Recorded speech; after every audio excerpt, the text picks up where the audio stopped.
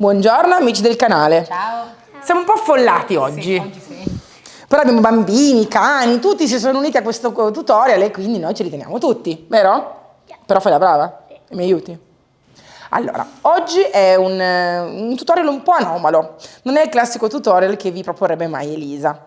Ma primo mi hanno fortemente richiesto un tutorial come questo e secondo mi pare che stia proprio bene con lo stencil che devo presentare. Sì. Questo stencil è stato fatto dalla Redesign in esclusiva per noi di Magic Paint, si chiama Magical Forest e mi piace tantissimo, l'abbiamo rifatto noi e quindi la nostra, diciamo, parte creativa si è unita allo stile di Redesign e quindi utilizzeremo questo bellissimo stencil che è stato abbinato anche al decoupage che ho fatto vedere la settimana scorsa nel tutorial. Quindi mi raccomando, se volete acquistarli insieme stanno benissimo anche abbinati nello stesso ambiente. Perché dico che questo tutorial sarà assolutamente anomalo?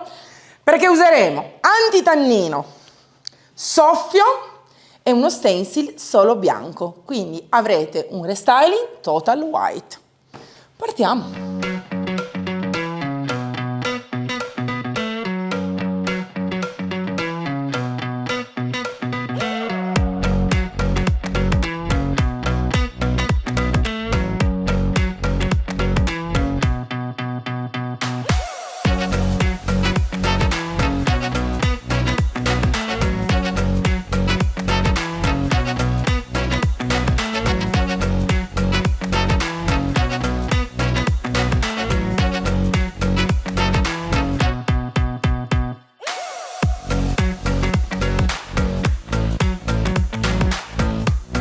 Oggi vi faccio vedere l'antitannino. Che cos'è l'antitannino? Primo, non è un primer, non è un fondo, non serve per far aggrappare la vernice. Anzi, l'antitannino serve solo per bloccare eventuali risalite di tannino. Che cos'è il tannino? Il tannino è l'essenza del legno che può risalire perché non è sigillato. E perché può non essere sigillato? Perché avete fatto troppe volte aba, perché l'usura ha tolto la finitura, perché è un legno grezzo che può far risalire eventuali macchie. Per cosa è utile utilizzare l'antitannino e per cosa invece non è utile? Non è utile quando avete per esempio pino, legno di pino grezzo, c'è l'occhio del pino che continua a spurgare resina, ecco in quel punto l'antitannino non serve a nulla perché la resina per una fuoriuscita meccanica continuerà a spurgare resina e quindi bucherà, romperà la parte dell'antitannino. Per cosa serve invece? Per eventuali essenze di risalita e macchie. Su questo tavolino abbiamo fatto parecchio aba, abbiamo tolto in parecchi punti, ma non in tutti, la finitura lucidina della vernice protettiva e quindi è normale che in alcuni punti possano uscire delle macchie e in altri no. Questo è il motivo per cui prima di passare soffio passiamo l'antitannino, non di certo per far aggrappare la vernice, perché non è questo il suo scopo. L'antitannino non si diluisce mai, nemmeno se non riuscite a tirarlo, se non riuscite a stenderlo è perché avete il pennello sbagliato. È una vernice piuttosto densa, da quello che potete vedere, e quindi va stesa con un pennello che riesca a tirarla. Non usatemi i pennelli tipo quello del protettivo, i pennelli troppo sottili, un pennello qualsiasi che trovate in ferramenta, no, serve un pennello che abbia una certa densità. Può essere perfetto il punta 2, il punta 4 se avete delle scanalature come me, gli ovali, può andare bene anche il Super Silk, l'Elizabeth, ma non pennelli troppo morbidi, altrimenti non riuscite ad applicare, ne usate troppo e viene fuori un pasticcio a chiazze, ok? Quindi non si diluisce, si stende puro e spesso e sovente le macchie di tannino vengono fuori sulla prima passata di antitannino. Che cosa vuol dire? Vuol dire che io lo stendo e tutte le eventuali macchie che sarebbero uscite sul colore mi possono venire fuori sull'antitannino, ma spesso sigillano, stanno lì. Io però consiglio a chi ha comprato il barattolo di dare 2 mani di antitannino, così siete a posto e siete sicuri che non ci sono eventuali risalite. Ultima cosa, ma non ultima per importanza, l'antitannino si usa solo quando non volete fare dei capè, non volete fare patine a cera, non volete fare dei lavaggi anticanti. L'antitannino serve solo per chi ama avere colori chiari, estremamente puri, senza nessuna macchia o anticatura. Altrimenti non usate l'antitannino perché non serve a nulla. E ora partiamo. Carico bene il pennello, utilizzo il serbatoio che ha questo bel pennello al suo centro e inizio. Come vedete, questa è la stesura che ha l'antitannino. Questo pennello è eccezionale per questo tipo di stesura e come potete vedere è bello, fluido e sbiancante.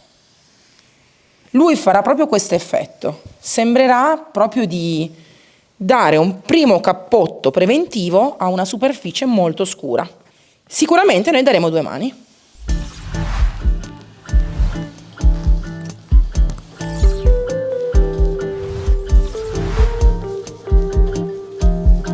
Come vedete io sono partita con il tavolino gambe all'aria, perché quando si hanno queste strutture che sono molto articolate, come le sedie, come i comodini, è sempre meglio partire al contrario.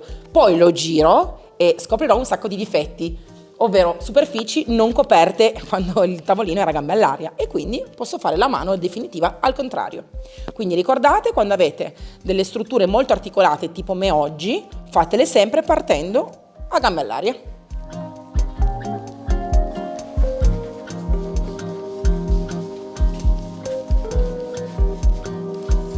Diamo una seconda mano di antitannino su tutto il nostro tavolino per evitare che salgano queste macchie. Guardate come vado già a togliere quasi totalmente la parte marrone del legno, e in questo modo non avrò l'ansia di avere delle risalite di colore e di tannino. Per fare questo stencil uso la classica spatolina gialla e la pasta Materic Cream, una pasta che non va dove vuole, sta dove la metti tu. Quindi ne prendo un po', la metto sulla mia spatolina in modo molto pulito senza colare in giro e parto. Il trucco per fare uno stencil perfetto, preciso, non sbavato è non andare avanti e indietro 1000 volte, dall'alto al basso, così.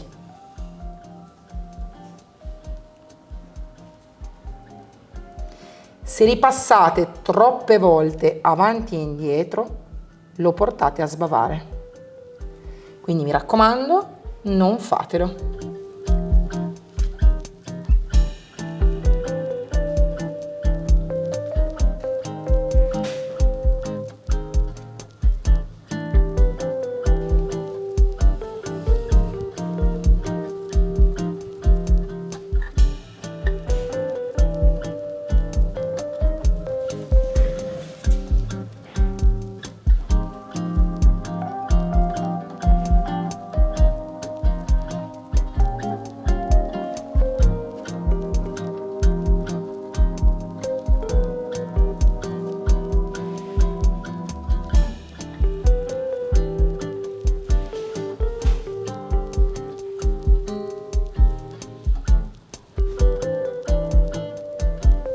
Vediamo se sono stata precisa.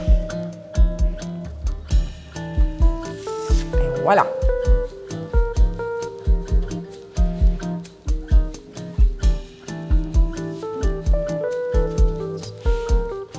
Sto mascherando alcune parti dello stencil perché abbiamo ovviamente fatto 2 riproduzioni frontali con tutto lo stencil intero, però ora voglio fare tutto il contorno che entra dentro il centro del tavolino, del vetro. Quindi vado ad oscurare alcuni punti che non voglio portare sul vetro e userò solo gli altri. Mi fermerò qua, quindi farò entrare tutto fino a questo ramo, il resto lo lascio fuori.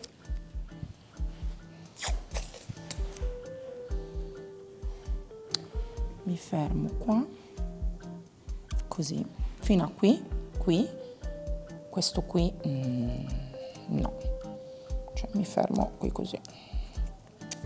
No, quello lo posso ancora lasciare, no, questo non lo voglio lasciare.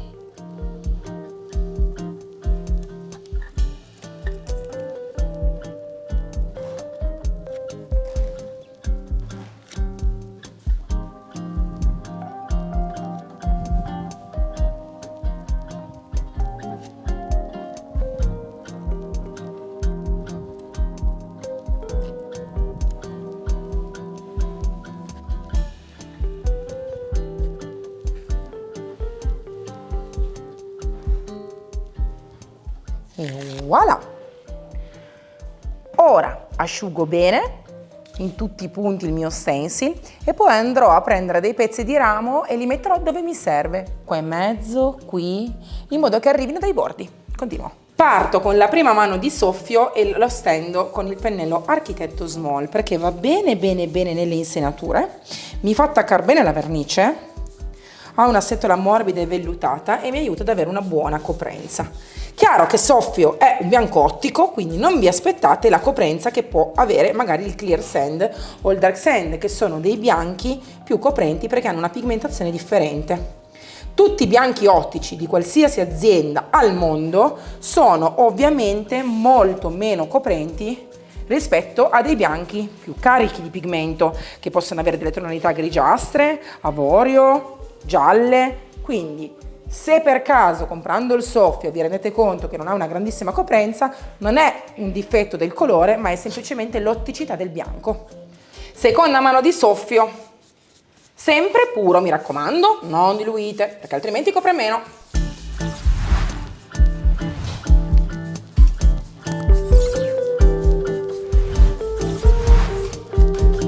Stendo una mano di protettivo opaco su tutta la struttura. Passare un protettivo opaco che è bianco su una struttura bianca è tutto tranne che facile. Quindi vi dovete sbrigare, stenderlo in fretta, perché almeno lo vedete fin quando è bagnato. Ora io do una mano in questo verso, quindi col tavolino a gambe all'aria, poi ovviamente lo giro e rifinisco il tutto.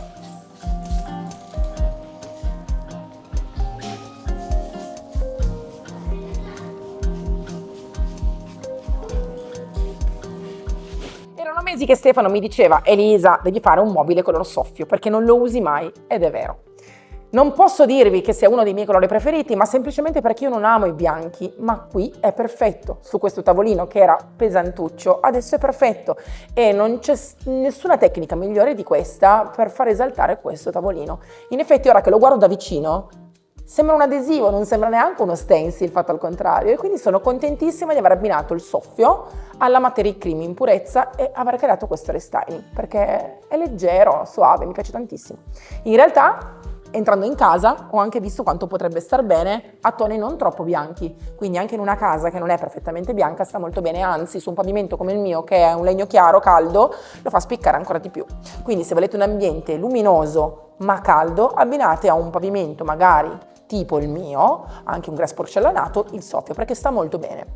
Invece un colore che non consiglio a chi è una casa molto classica. Ecco, se in un ambiente molto classico, con del cotto, con dei mattoni, mettete un solo mobile color Soffio, crea un po' una discrepanza perché è troppo chiaro e non si omogeneizza troppo al contesto. Ovvio che per un colore così ci vogliono più mani e non dite che non ve l'avevo detto, quindi date una base di antitannino se rischiate una risalita oppure una base di un altro bianco, anche il Clear Sand, e sicuramente farete meno fatica a coprire.